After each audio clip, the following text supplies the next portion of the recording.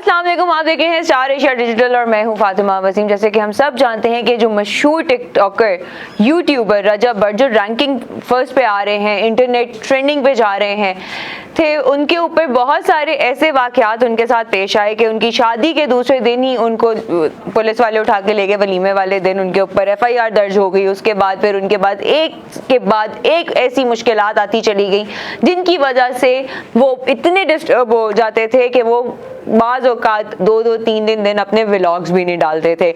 लेकिन हाल ही में कुछ ऐसा हुआ है कि उनको पाकिस्तान से दुबई शिफ्ट होना पड़ा। दुबई के बाद आगे फिर वो दोहा, कतर गए। चूँकि दुबई के वीज़ाज बंद थे, उन्होंने बहुत कोशिश की वहाँ पे 4-5 दिन रह के कि वो अपनी फैमिली का, अपनी वाइफ का, अपने दोस्तों के वीज़ाज निकलवा सके, बट वो नहीं हो सके। पैसे का उनको चाहे कोई प्रॉब्लम नहीं है, चूँकि माशाल्लाह अभी भी अगर देखा जाए तो यूट्यूब पे वो रैंकिंग 1 पे ही जा रहे हैं, उनके मिलियंस में व्यूज़ आ रहे हैं। और हम सबको पता है कि यूट्यूब कितनी कोई अर्निंग देता है, प्लस उनका फेसबुक भी है, इंस्टाग्राम पे, मतलब कि पूरा सोशल मीडिया उन्होंने कवर किया हुआ है। अल्लाह ताला जिसको इज्जत देता है ऑब्वियसली उनका एक बहुत बड़ा इम्तिहान भी होता है। कहते हैं ना, ज़्यादा पैसे दे के भी अल्लाह ताला आजमाता है और पैसे लेकर भी आजमाता है।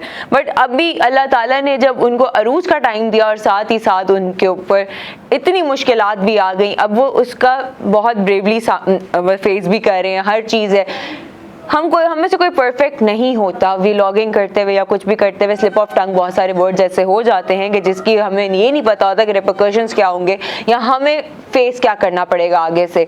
उन्होंने इतना कुछ फेस किया कि उन्हें सिद्धू मूसेवाला, जो कि उनकी इंस्पिरेशन है, उनके आइडल है, उनके ऊपर जब 295 का उन्होंने सॉन्ग निकाला, उसी से रिलेटेड उन्होंने कोई बात की जिसको मैं अभी रिपीट नहीं करूंगी, बट वो हम सब जानते हैं कि उन पे कौन कौन सी FIRs उसमें दर्ज हुई। उन्होंने माफिया भी मांगी, माफिया मांग के अपने आप को क्लियर किया। क्रिश्चियन कम्युनिटी हो गई, मुस्लिम कम्युनिटी हो गई, सबसे उन्होंने माफिया मांगी और अपने आप को वो एक स्टैंडर्ड पे अब लेकर आए। लेकिन फिर भी जब लोग पीछे पड़ते हैं या दुश्मनी सामने आती है तो वो बहुत ही बुरा तरीके से आपको इफेक्ट करती है।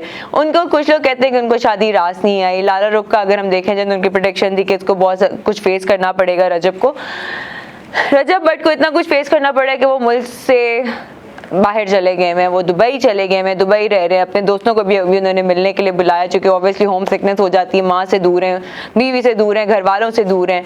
उनके हमने डिफरेंट व्लॉग्स देखे हैं, इतना इमोशनल टच है बीच में कि बस कर दें। अब उस बेचारे पे थोड़ा सा रहम खा लें, उसको कोई चीज़ तो एंजॉय करने दें। ना उसने अपनी शादी एंजॉय की, ना अपनी बहन के बच्चे को एंजॉय किया।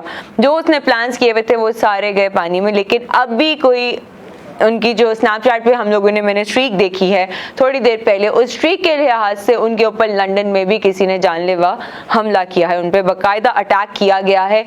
क्या ये सब कोई मुशाबहत है किसी चीज़ की, या फिर लोग उनके साथ वही करना चाहते जो सिद्धू मूसेवाला के साथ उन लोगों ने किया, उनको भी मरवा दिया गया था? तो क्या इस बेचारे के साथ भी आप लोगों ने ऐसे करना है? खुदारा, अगर कोई नेक काम करने के लिए आगे बढ़ता है, कोई स्टेप फॉरवर्ड करता है, तो उसके साथ इतना बुरा सलूक भी ना करें कि उससे पहले घर से बेघर कर दिया आपने, उसको उठा के लाहौर से, पाकिस्तान से बैरून मुल्क भेज दिया, परदेसी बना दिया, और अब उसके ऊपर अटैक्स करवा रहे हैं।